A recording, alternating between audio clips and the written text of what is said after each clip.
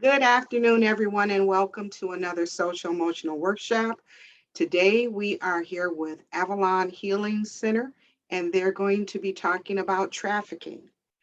Thank you so much, Jennifer, for joining us. We are so glad to have you. Thank you so much for the invitation to present today. I'm really excited to be here. What we're going to do is a presentation. It's called Human Trafficking 101. I work at Avalon Healing Center in Detroit.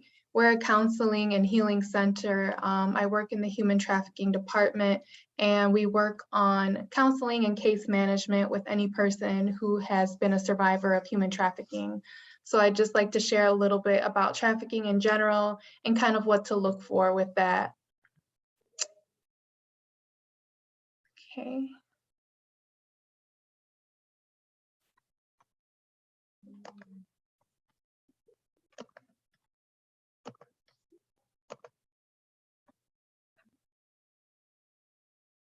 Are you all able to see my screen?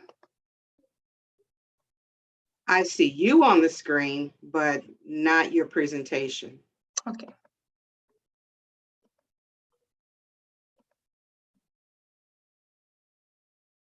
There you go. All right. Then we'll just go ahead and get started. This presentation is Human Trafficking 101. Welcome, everyone. At the end of the presentation, we will have time for questions. I'll also try to keep an eye on the chat throughout the presentation as well. So just some housekeeping before we get started. We will be discussing some very sensitive topics today, including violence and trauma. So if you need to step away from the presentation at any time to take care of yourself, you are highly encouraged to do whatever it is you need to do,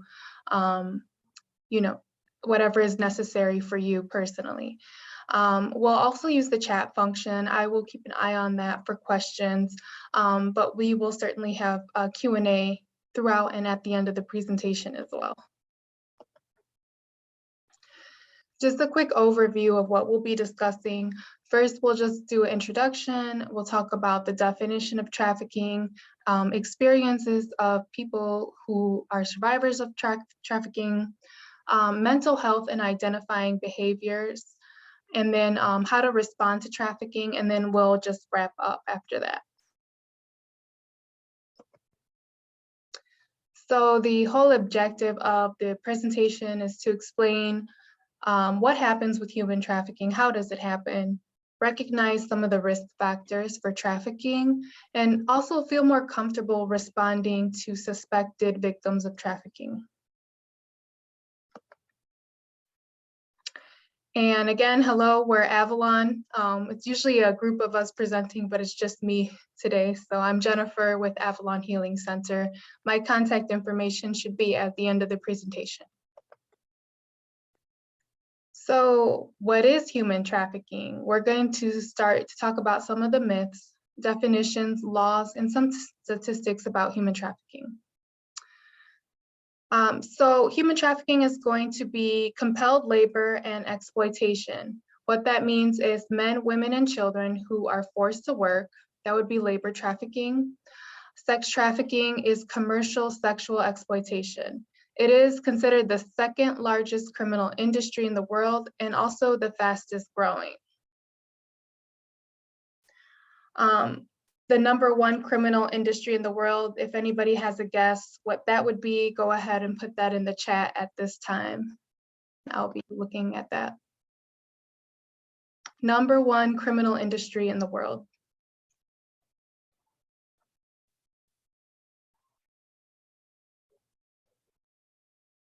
So that would actually be drug trafficking.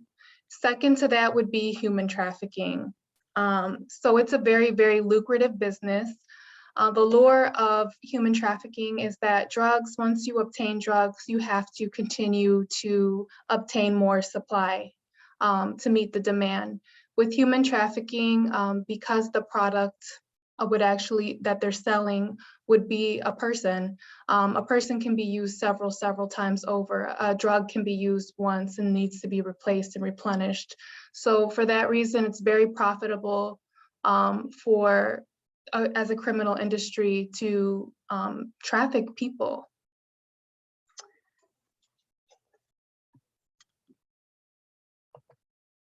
Okay. Oops. Okay, I need to go back. I skipped something. So this is from Polaris, and Polaris is the organization in the United States that tracks data for human trafficking. And this is an estimate of the profits, annual profits made off of human trafficking. This is $150 billion. So you can see this is a lucrative industry. This is a way to continuously make money. And as you can see, you know, a lot of trafficked persons are actually going to be children due to them being more vulnerable than adults. And this is from Polaris. I definitely encourage you to check out the Polaris website for more facts and statistics about human trafficking.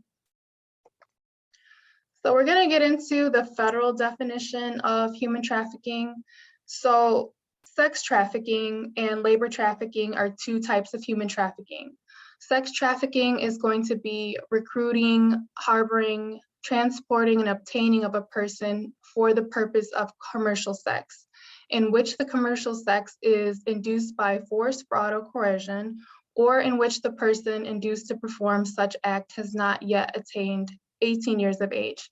To simplify that, sex trafficking is when a person is forced to perform commercial sex acts. This can be a number of different sex acts, and it can be in exchange for money or other things that are valuable. When it comes to people who are under the age of 18, they are automatically considered human trafficking victims, whether or not they say that they were forced, defrauded, or coerced into participating in any commercial sex. That means that there is no such thing as a child prostitute that is considered human trafficking under the law.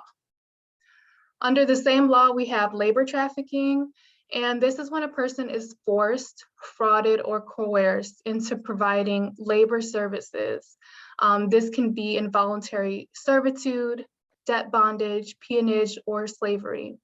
So it's very similar to sex trafficking. Sometimes they do overlap, but the main difference would be the person is being forced into providing some type of labor. The distinction is it would not be sexual labor, although sometimes it is, and a person falls into both categories.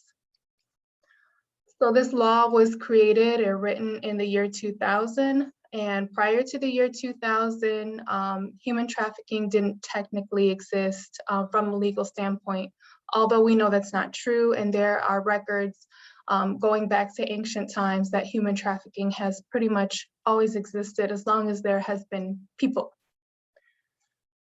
Michigan is a safe harbor state, and that means that any person under the age of 18 cannot be charged for any crime that they committed while they were being sex trafficked or labor trafficked. And that includes prostitution or any type of crime like that. The field of human trafficking is relatively new. There are a lot of different ideologies and disputes over definitions of trafficking, but this right here would be the legal definition. Can anybody think of any examples of force, fraud, or coercion? If you can come up with anything, go ahead and put that in the chat. What are some ways that a person could be forced, defrauded, or coerced into doing things that they don't want to do?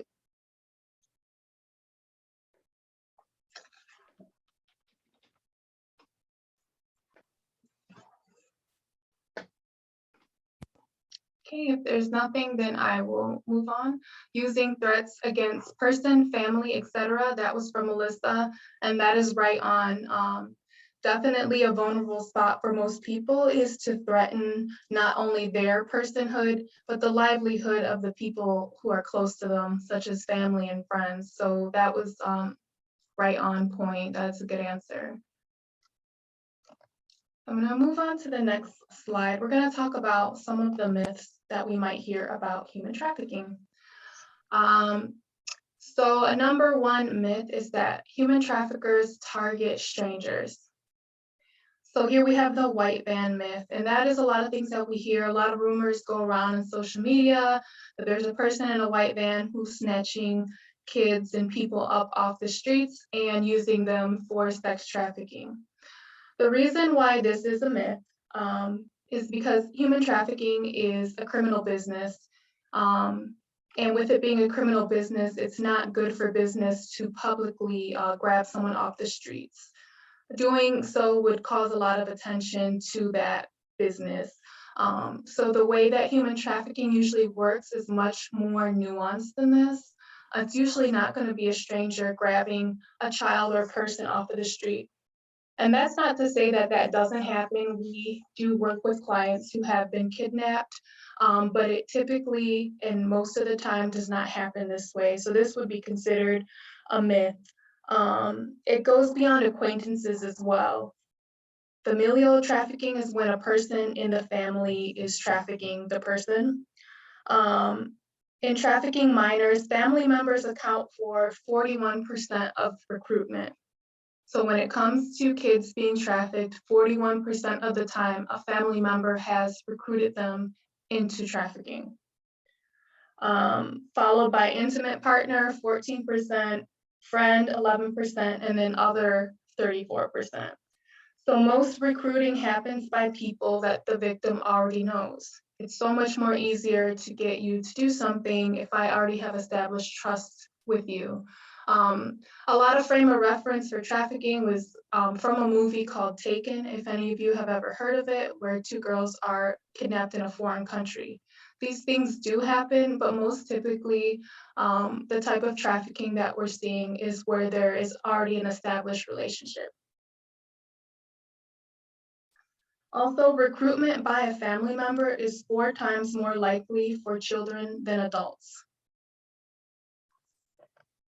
So the next trafficking myth is for a situation to be considered trafficking, a person has to be moved across borders. There's a lot of confusion between trafficking and smuggling. So smuggling is movement of people and commodities across borders. Trafficking does not have to involve border crossing at all.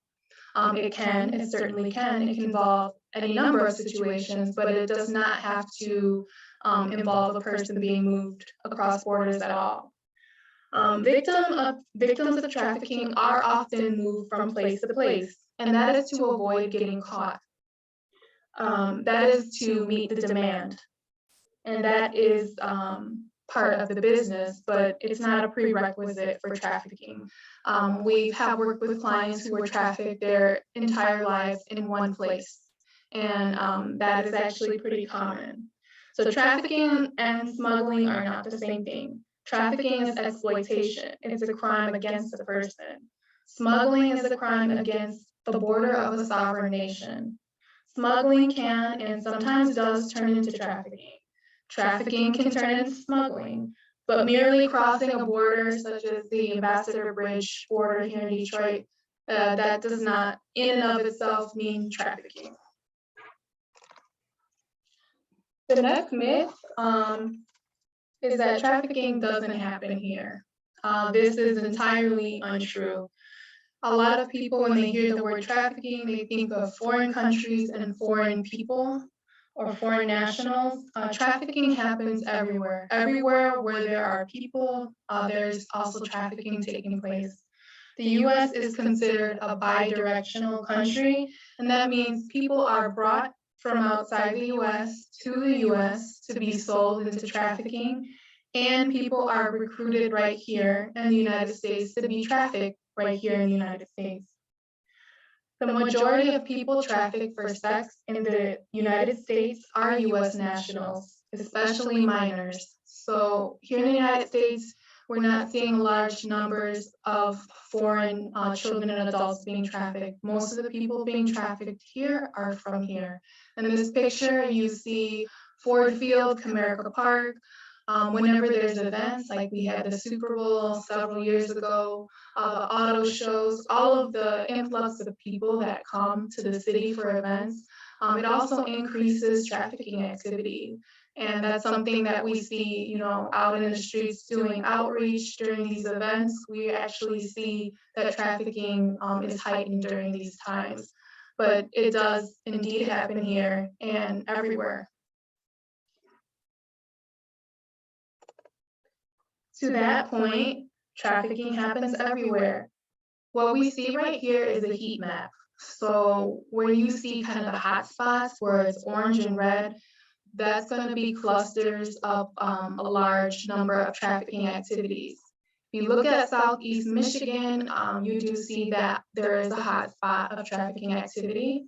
This map is from Polaris, and that is the National Human Trafficking Hotline. So they do collect data from human trafficking survivors and tips all over the country. If you look at California, the West Coast, there's a large concentration of people, therefore there's more trafficking. If you look at Florida, there's a large concentration of people, more trafficking.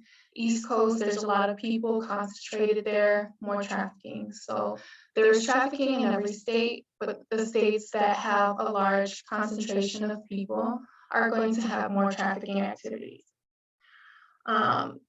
So the 2019 statistics from the Polaris project, that's where this map is from.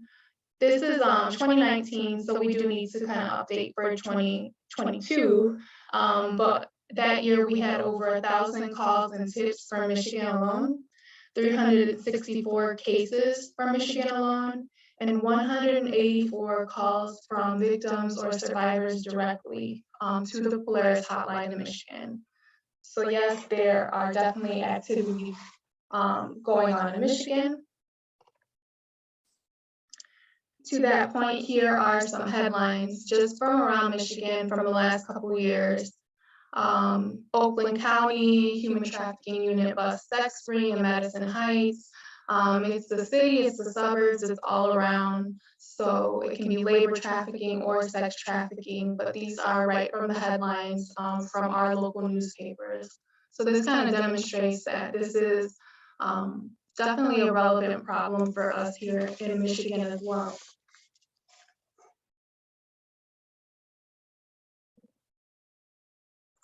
Does anybody have any questions at this time before I move forward? I'm gonna check the chat really quick.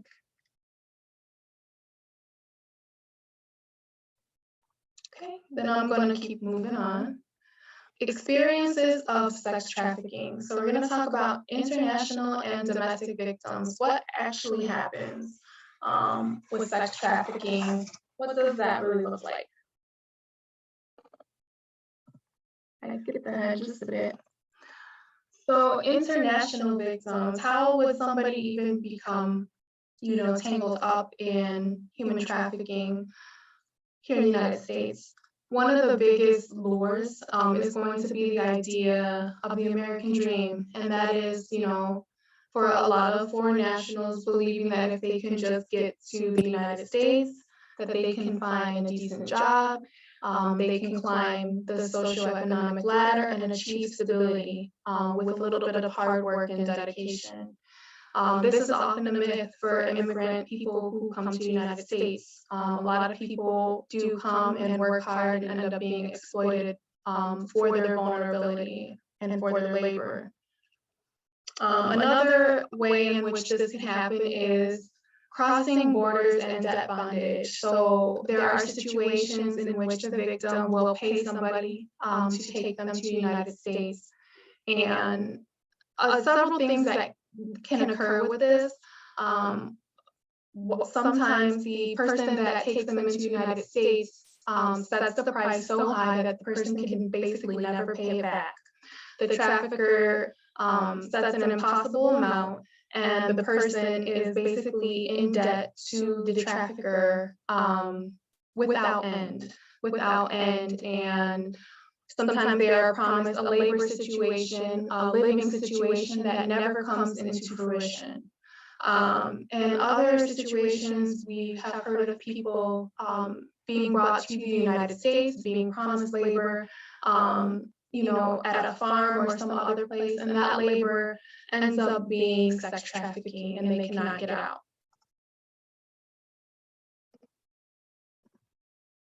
So the T visa, this is a protection for international victims, and this is under the human trafficking law in the United States. The T visa gives a person protection in the United States under, the fact that they've been human trafficked. The only way that they can get this visa is they must assist with the FBI or Homeland Security investigation and prove that they will be severely harmed if they are taken back to their home country. And this is typically granted for 4 years, and it's not that common that survivors are given the T visa.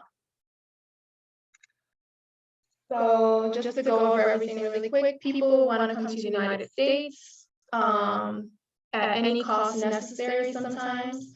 Traffickers promise transportation, a job, and housing for money that sometimes can never be repaid. The T visa is a way that could really help immigrants who have been trafficked, but the requirements are pretty high for this visa. Domestic data is limited, but there has been a lot of data showing that labor trafficking, domestic servitude, all of these things, sexual abuse and sexual exploitation can be used as a means of control, even with labor trafficking. When it comes to the type of trafficking experienced by international victims, there's domestic work, labor trafficking in restaurants, agriculture and landscaping, construction, hotels, hospitality, commercial cleaning, any type of cleaning really, factory work, and even healthcare. So domestic victims. So what do we think is the age for most people to enter the life of human trafficking in the United States? Some people have said very young, like between 12 and 14 years old. Other studies and statistics have cited 15 years old as the average age of entry, and other studies have said 19 years old. So the Polaris Project, or the National Human Trafficking Hotline, has said they've estimated that most victims were under the age of 17 when they entered the lifestyle. So it is really between 17 and 19 years old. Age is a big vulnerability for trafficking. Most people who are trafficked, they're sought out for trafficking because there's something that makes them more vulnerable. They might already have a history of trauma.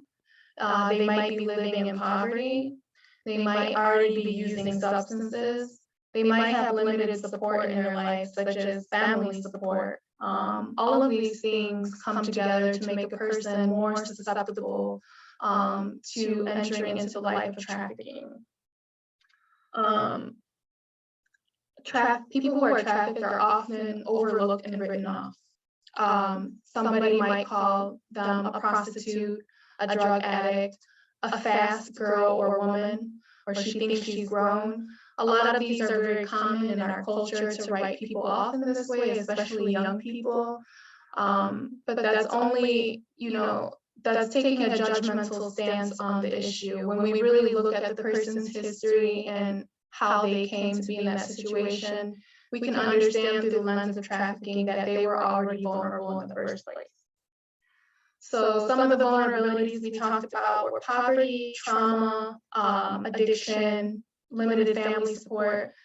Can anyone think of any other vulnerabilities that might make someone more susceptible to human trafficking? I will check out the chat and see if there's any answers there. Anything you can think of, what could make a person more vulnerable to trafficking?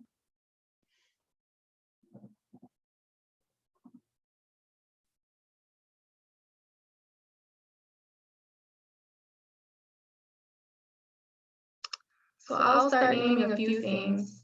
Not a lot of friends and family support. Thank you, Melissa, in their lives. That is really important. If you are a person that has a strong support system, you have family, you have friends, you have safety in your life, you have a place to go when you leave school, that is a valuable asset to a person, and that's something that not everyone has. A trafficker might come along and notice that you don't have those things, and they will know exactly what to say to offer the person so that they feel comfortable and believe that these needs will be met. So that is, lack of support is definitely a major vulnerability. Other vulnerabilities might be limited English proficiency. So if a person is from a foreign country, they do not speak or understand the language well here, they are definitely more susceptible to human trafficking. LGBTQA youth are more vulnerable to human trafficking as well. Homeless youth, people with disabilities, antisocial peers, being affiliated with any type of gang, involvement with child protective services or the child welfare system, kids who have been bullied, kids who are lonely and have low self-esteem, a history of abuse, just the unstable family life, or having family members that are already involved in the life of human trafficking. 40% of homeless youth identify as LGBTQ, despite only 7% of the entire population identifying as LGBTQ, and that's from a UCLA study of 2012. Studies consistently show that between 50 and 90% of child sex trafficking victims have been involved in the child welfare system. And that's for the same reason. There's a lot of vulnerability with that, not having the stability and the support of a family who was there to take care of them and provide their needs. It definitely makes the person more vulnerable. Homeless youth make up a very large population of trafficked children, and LGBTQ youth make up a large percentage of the population of homeless youth. So those things are very intertwined. Let's see, just more statistics here. An astounding 26.9% of LGBTQ youth reported experiencing they reported experiences consistent with sex trafficking. So that is a pretty high number considering the entire population. And this just points out that, trafficking can happen to anyone. We've identified things that make a person more vulnerable, but it really can happen to anyone. That includes men and boys, not really just young people, older people, middle-aged people as well. And that's because everybody is vulnerable on some level, and this is a situation that can occur in anyone's life. So more identities that might make a person more vulnerable for trafficking, and we might have talked about some of these already. Refugees and asylees, people who are fleeing a dangerous situation in their home country and come to the United States for safety, they are more vulnerable. LGBTQI individuals are more vulnerable than the rest of the population for trafficking. Individuals with physical and cognitive disabilities, immigrants and migrant workers, runaway and homeless youth, and survivors of other crimes, especially violent crimes.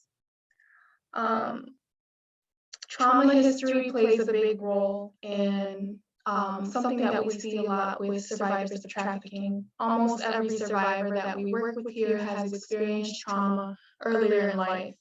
By the time that a person has been trafficked, it's usually not the first traumatic experience that they've had, or not the first bad thing that's ever happened to them.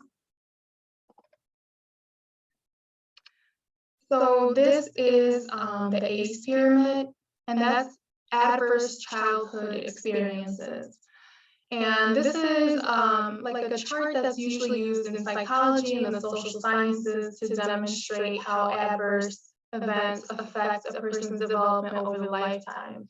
To summarize it in simple terms, the more early on and the more traumatic an event is experienced, the more it disrupts development in the social context, in neurodevelopment, even the way the brain development, social, emotional, and cognitive impairment, all the way up to early death. So the effects of trauma can be very detrimental, and they are related to human trafficking. Like I said, we see this in almost every client that we serve. The early understanding of childhood trauma as a public health issue and trafficking is understood as a public health issue through historically, it's been treated as a criminal justice issue, but we're saying we see this as a public health issue. This, along with poverty and racism, really creates an environment in the United States that allows people, a large portion of the population, to be more vulnerable than the rest. And this creates and perpetuates an environment where trafficking is allowed to flourish over generations.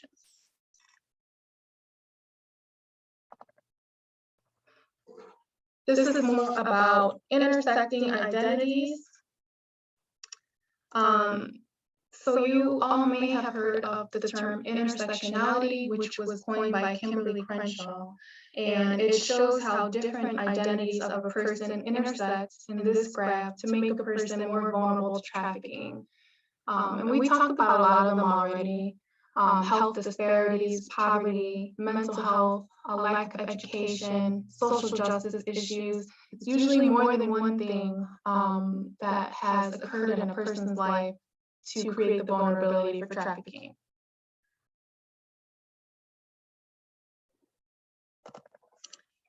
So now I'm going to talk about what actually happens with trafficking. So remember we talked about the white van and how that was understood to be a myth of trafficking. So what is actually happening with trafficking? There's usually a recruitment process, not like the movie Taken, but much more subtle. It's a business, right? So kidnapping and beating people on the streets is not good for business. It's usually 95% manipulation and 5% force. Recruitment would be the first phase of trafficking, and this is where a trafficker will finesse the person and build a relationship with them. Definitely not usually kidnapping. It would be bad for business and make everything that comes after this phase, it would make it much harder.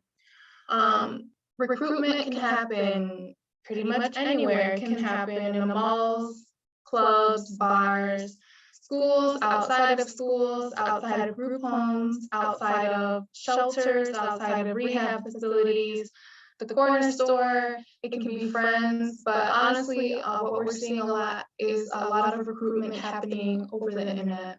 It's much more easier to send a message to hundreds of people, and only a few of them really need to respond. These messages can be a person who poses themselves as someone who's romantically interested. It could be somebody who is offering work. It can be somebody who's asking information about the person under the pretense of getting to know them in some way. This is really easy to do with the whole concept of friends on Facebook and Instagram and other social media. It's made it much more easier for traffickers to have a broad reach. So it's also important to note that it's not just traffickers doing the recruiting. Sometimes, and not always, it's a woman, but the trafficker will have peers who are already involved in the life, influence a friend into trafficking. That also makes it much more easier if somebody who is your age and looks like you tries to draw you into the lifestyle. Like we said, technology has made the trafficker's job much easier. So after the recruitment would be grooming. And this is really a part of the relationship building where trust is built. In the grooming phase, the trafficker might give you gifts, might take you to literally get groomed, get your hair and nails done, take you shopping. Whatever it is, we talked about vulnerabilities. So if you don't have a family, this is a part where the trafficker will make you believe that they will be your family and be able to fulfill all your needs. When it comes to sex trafficking, this might be where the trafficker starts to ask for favors, ask for nude photos, ask for other sexual favors, ask you to do webcamming or whatever it is that the trafficker uses. This is a phase where they might start to introduce some of those things. After the grooming, the person is left with a pretty good impression of the trafficker. He or she might seem like a nice person. They might introduce the person being trafficked to drugs and the partying lifestyle. That's another way to facilitate trafficking, is to definitely create a dependence on drugs or other substances. Seasoning would be the phase that comes after grooming. And this is really breaking down the victim's resistance and ensuring that they comply with everything that is being asked of them. So they already went through, the romance phase, the good phase, the good times, trust has been built. And now seasoning is when, if you step out of line and refuse to do what's being asked, there's definitely going to be consequences. Grooming leads to seasoning, and seasoning can involve sexual assault by either the trafficker or other people or both, deprivation of food, water, or sleep. The person is kept from their basic needs or maybe even locked away, isolated. Person can be beat. Person can be threatened. They might threaten harm against your family or friends if you don't continue to do what they ask. It's all about establishing control at this point, and it is usually a pretty violent phase. Things have definitely changed in the relationship, and the trafficker will make it clear that they are in charge and they make the conditions. At that point, a person is just living to survive and just trying to stay alive and play by the rules, and that will lead to full control. It is very scary for a person to be in this situation, and there are a number of ways in which the trafficker ensures that the person does not fall out of line at this point. Where does trafficking happen? We have talked about this a little bit, but the recruitment can happen in any place you can really think of, anywhere that there's people, anywhere that there's groups of people. But notice on this list, there's a lot of places where vulnerable people would be. Schools, foster homes, group homes, homeless shelters, rehab facilities. People who are going to be in those locations are already going through a hard time. Not necessarily school, but there's young people there, and young people are more vulnerable. Where are people sold? That can be a number of places too. Strip clubs, people can be sold at the clubs, or sold into exotic dancing. Private homes are very common. Hotel rooms and motel rooms are still used quite frequently for trafficking. Massage parlors, we still have brothels where people are sold. But online pornography and webcamming are really big right now because, like we described, it makes the trafficking work so much easier for the trafficker to be able to not only recruit people this way, but also to continuously market them and sell them on websites is very advantageous to them. People are still sold on street level prostitution, cars, vacant lots, and buildings. All of these are true. Who buys? Who are the sex buyers? Who is receiving what is being sold? It's going to be people with money, anybody who can afford it. There's a high demand for commercial sex in the United States. It could be professionals, doctors, lawyers, teachers, police officers, corporate business types, professional athletes, people who have the means and the demand for commercial sex. There's a lot of work to be done around the demand side. A lot of work is around treating and helping people who have already been through this life. But we are definitely seeing a need for more efforts to go into addressing this high demand for commercial sex in the United States.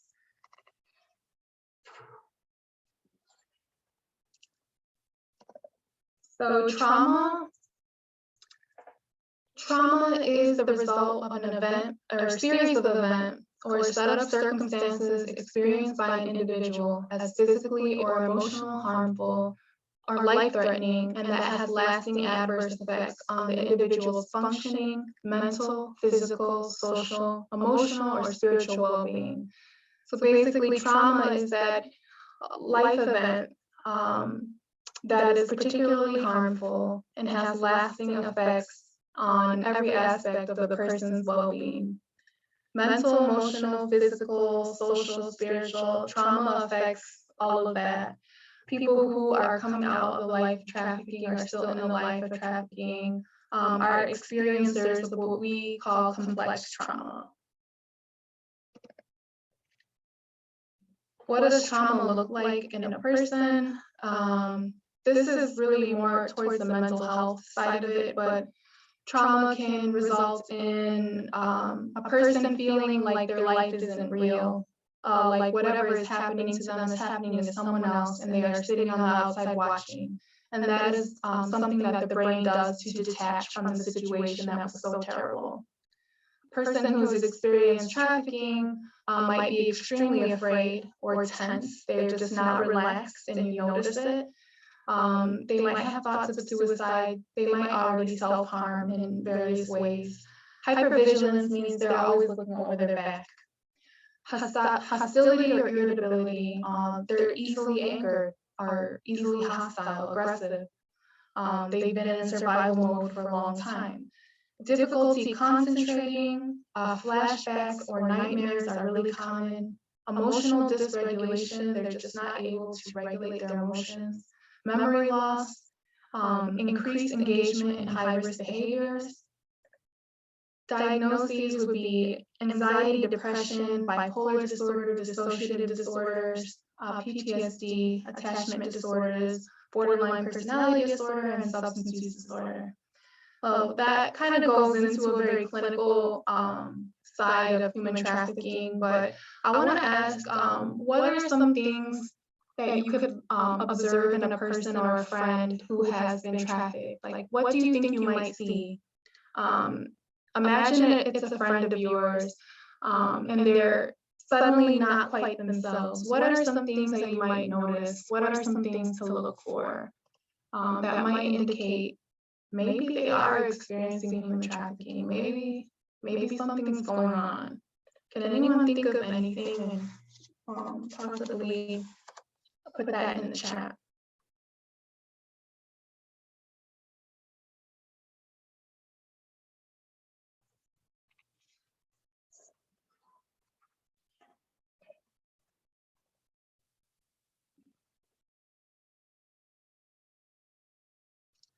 Some things to look for with friends or family, people who are close to you, is some changes in their behavior and lifestyle. So you have a friend, all of a sudden, the person becomes distant. That is very true, Tony. The person might have been close to you at some point, and all of a sudden your friend is distant. They're hard to reach. They seem closed off. They don't show a lot of emotion or affection towards you. There might be something going on. Other things to look for is your friend suddenly has a lot of money. They didn't have a lot of money before. You haven't heard about them getting a job, but all of a sudden, they're dressed differently. They have a lot of money. They might have an extra cell phone that they didn't have before. They might have multiple cell phones. That's something pretty common. We'll see trafficker or pimp give people cell phones for work for Johns. So that's that can be an indication.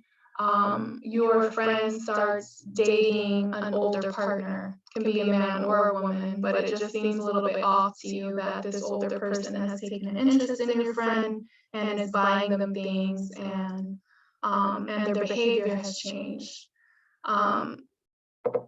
You notice that they seem afraid. You notice that they seem depressed, that they're falling asleep in class, that they're just gone a lot, they're hard to reach, and they don't tell you what they've been doing. Maybe they started using drugs that they were not using before, heavy drugs.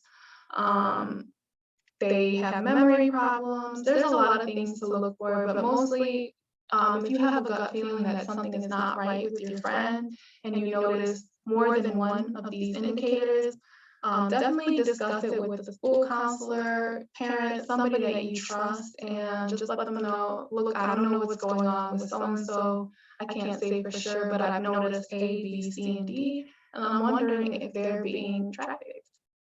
Remember that it can happen to anyone. It can happen more easily than we think. So just watch out, listen to your gut. If you think something is not right, not going normally as it would with a friend, and you notice a lot of changes, definitely be on the lookout for that and discuss it with somebody that you trust. This is a diagram. It just shows that there's no one face or one story of trafficking. You have to zoom out and think bigger, look at the bigger picture to identify victims or people who may be at risk. Trafficking is a huge problem. It's not just about individuals exploiting others. The larger societal issues create vulnerabilities that make trafficking possible. So it's a multifaceted problem. There's a higher number of Black and brown people being trafficked in the United States. And at the root of trafficking is going to be sexism and racism. So these are issues that are all interconnected, interwoven. So trafficking is a pretty complex issue, but the more educated we become about it, the more we speak out, the more attention we draw to this issue, we do believe that there is hope, for victims and survivors, and also for prevention. So at Avalon, what do we do? So we have free and confidential services. When we are working with a trafficking survivor, all they really have to do is tell us that they're a survivor, and it opens the door for services. Everything's confidential. Anyone who comes in is entitled to that confidentiality. We don't tell anyone anything about our clients, that they've been in our office, that they've received services. All that stays with us, and that's for their safety, to make them feel safe and know that it's safe to get help. We also do forensic exams for survivors who report that they've been sexually assaulted. We have a hotline that they can call. We have medical follow-up services. We provide pregnancy tests and STD testing. Our forensic nurses provide expert witness testimony.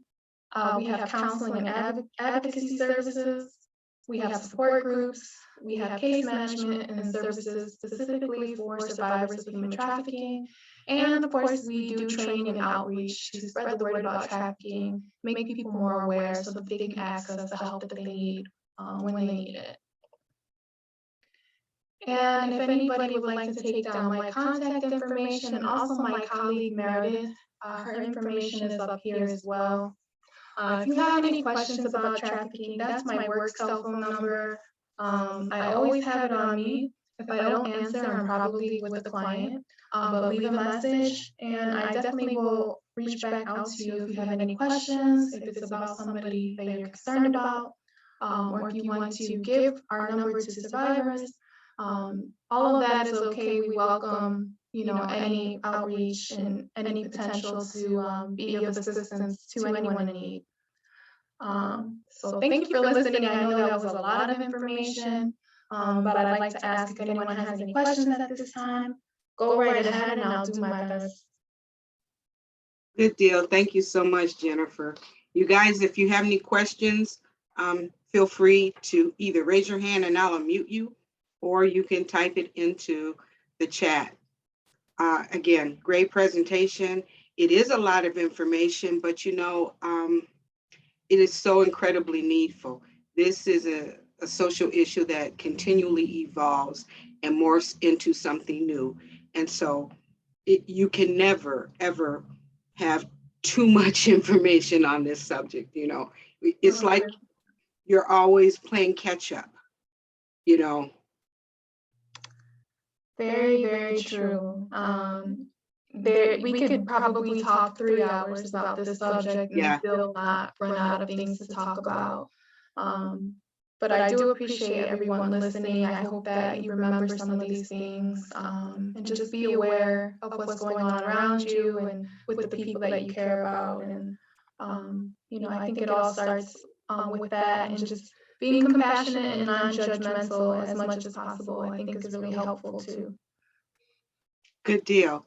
So with that being said, if there aren't any other questions or comments, then we will bring this session to a close. Thank you again, Jennifer. Excellent presentation. And thank you guys for joining. And everybody have a great rest of the day. Thank you so much for inviting me. Thank you. Have a good day. Bye now. Goodbye.